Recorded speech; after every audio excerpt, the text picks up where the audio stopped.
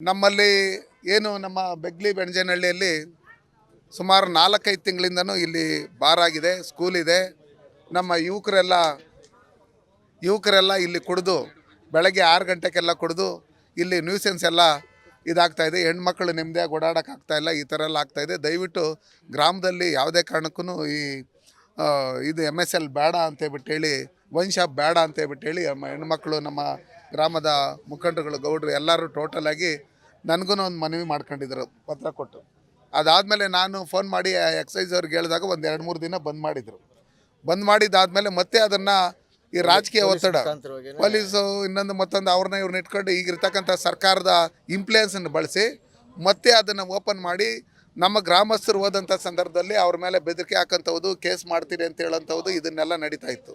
ಹಂಗಿರ್ತಕ್ಕಂಥ ಸಂದರ್ಭದಲ್ಲಿ ನಮ್ಮ ಗ್ರಾಮದ ಹಿರಿಯರೆಲ್ಲ ನಮ್ಮ ಗೌಡರು ಎಲ್ಲರೂ ಒಟ್ಟಿಗೆ ಸೇರಿ ಜಿಲ್ಲಾಧಿಕಾರಿಗಳ ಕಚೇರಿವರೆಗೂ ಪಾದಯಾತ್ರೆ ಮುಖಾಂತರ ಹೋಗಿ ಇದನ್ನು ಬಂದ್ ಮಾಡಬೇಕು, ನಾವು ನಿಮ್ಮನ್ನೇನು ಕೇಳ್ತಾ ಇಲ್ಲ, ನಮ್ಮ ಗ್ರಾಮದಲ್ಲಿ ವೈನ್ ಸ್ಟೋರ್ ಇರಬಾರ್ದು, ನಮ್ಮ ಯುವಕರೆಲ್ಲ ಹಾಳಾಗ್ತಾ ಇದ್ದಾರೆ, ವಿದ್ಯಾರ್ಥಿಗಳೆಲ್ಲ ಹಾಳಾಗ್ತಾ ಇದ್ದಾರೆ ಅಂತೇಳಿ ಮನವಿ ಮಾಡ್ಕೊಂಡಂಥ ಸಂದರ್ಭದಲ್ಲಿ ಇಲ್ಲಿರ್ತಕ್ಕಂಥ DC ಅವರು 9 ದಿನ ಟೈಮ್ ತಗೊಂಡು ಅಷ್ಟರೊಳಗಡೆ ನಾನು ಕ್ಲೋಸ್ ಮಾಡಿಸ್ತೀನಿ ಅಂತ ಹೇಳಿ ಹೇಳಿದರು. ಯಾವುದೇ ಅದು 9 ದಿನ ಅಲ್ಲ, 1 ತಿಂಗಳಾದ್ರೂ ಎರಡು ತಿಂಗಳ 4-6 ತಿಂಗಳಾದ್ರೂ ಯಾವುದೇ ರೀತಿಯಾದಂಥ ಕ್ರಮ ಕೈಗೊಳ್ಳದೇ ಇರ್ತಕ್ಕಂಥ ಸಂದರ್ಭದಲ್ಲಿ ಕರ್ನಾಟಕದ ರಾಜ್ಯದಲ್ಲಿ ಈ ಸರ್ಕಾರ ಬಂದಾದಮೇಲೆ ಇವತ್ತು ವೈನ್ ಸ್ಟೋರ್ಗಳು ಜಾಸ್ತಿ ಆಗಿದ್ದಾವೆ, ಅದರ ರೇಟ್ಗಳು ಜಾಸ್ತಿ ಆಗಿ ನಮ್ಮ ಯುವಕರು ಸಾಯುವಂಥ ಸಂಖ್ಯೆನೂ ಜಾಸ್ತಿ ಆಗ್ತಾಯಿದೆ.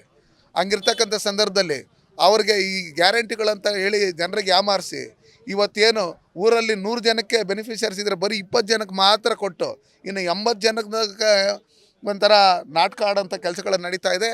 ಅದಕ್ಕೋಸ್ಕರ ಬೇಸತ್ತು ನಾವು ಮತದಾನ ಮಾಡಲ್ಲ ಅಂತೇಳ್ಬಿಟ್ಟು ಹೇಳಿ ನಮ್ಮ ಎಲ್ಲ ಗ್ರಾಮಸ್ಥರೆಲ್ಲ ಸೇರ್ಕೊಂಡು ಒಗ್ಗಟ್ಟಾಗಿ ಅದನ್ನು ಬಹಿಷ್ಕಾರ ಮಾಡಿದರು. ನನಗೂ ಫೋನ್ ಮಾಡಿದ್ದಾದಮೇಲೆ ನಮ್ಮಲ್ಲಿ ಹಿರಿಯರು ಮಲ್ಲೇಶ್ವರು ಮತ್ತು ನಮ್ಮ ಇಂಚರ ಗೋವಿಂದರಾಜಣ್ಣ ಶ್ರೀನಾಥರು ಅವರನ್ನು ಬಂದಿದ್ದರು.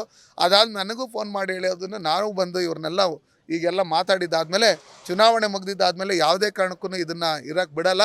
ಇದು ದೇಶದ ಚುನಾವಣೆ, ದೇಶಕ್ಕೆ ಯಾರು ನಾಯಕರು ಬೇಕು ಅಂತೇಳ್ಬಿಟ್ಟು ಹೇಳಿ ಸೆಲೆಕ್ಟ್ ಮಾಡ್ಕೊಳ್ಳೋಂಥ ಚುನಾವಣೆ.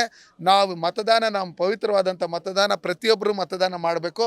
ನಾವು ಮತದಾನ ಮಾಡಿದಾಗ ಮಾತ್ರ ನಮ್ಮ ಕ್ವಶನ್ ಕೇಳೋದಕ್ಕೆ ಅಧಿಕಾರ ಇರುತ್ತೆ ಹೊರತು ನಾವು ಮತದಾನ ಮಾಡಿಲ್ಲ ಅಂದರೆ ಅದು ಕ್ವಶನ್ ಕೇಳೋಕ್ಕೆ ನಮ್ಗೆ ಯಾವುದೇ ರೀತಿಯಾದಂಥ ಅಧಿಕಾರ ಇಲ್ಲ. ಒಳ್ಳೆಯವ್ರನ್ನ ಸೆಲೆಕ್ಟ್ ಮಾಡ್ಕೊಬೇಕು, ನಮ್ಮ ದೇಶದ ಭವಿಷ್ಯಕ್ಕಾಗಿ, ನಮ್ಮ ಭದ್ರತೆಗಾಗಿ, ನಮ್ಮ ಮಕ್ಕಳ ಫ್ಯೂಚರ್ಗಾಗಿ ಅಂತ ಹೇಳಿದ್ದಾದಮೇಲೆ ಎಲ್ಲರೂ ಒಪ್ಕೊಂಡು ಇವತ್ತು ಮತದಾನ ಮಾಡೋದಕ್ಕೆ ಒಪ್ಕೊಂಡಿದ್ದಾರೆ. ಅವರಿಗೆ ನಾನು ನಮ್ಮ ಎಲ್ಲ ಜನತೆಯ ಪರವಾಗಿ, ದೇಶದ ಪರವಾಗಿ ಇವರಿಗೆ ಕೃತಜ್ಞತೆಗಳನ್ನು ಹೇಳೋದಕ್ಕೆ ಇಷ್ಟಪಡ್ತೀನಿ. ದಯವಿಟ್ಟು ಶಾಂತ ರೀತಿಯಲ್ಲಿ ಮತದಾನ ಮಾಡಿ. ನಿಮಗೇನೇ ಅನ್ಯಾಯ ಆಗಿದ್ರು ನಾವು 24/7 ನಾವು ನಿಮ್ಮ ಜೊತೆಯಲ್ಲಿದ್ದು ಅದನ್ನು ಬಗೆಹರಿಸೋಂಥ ಕೆಲಸಗಳನ್ನು ನಾವು ಮಾಡ್ತೀರಿ.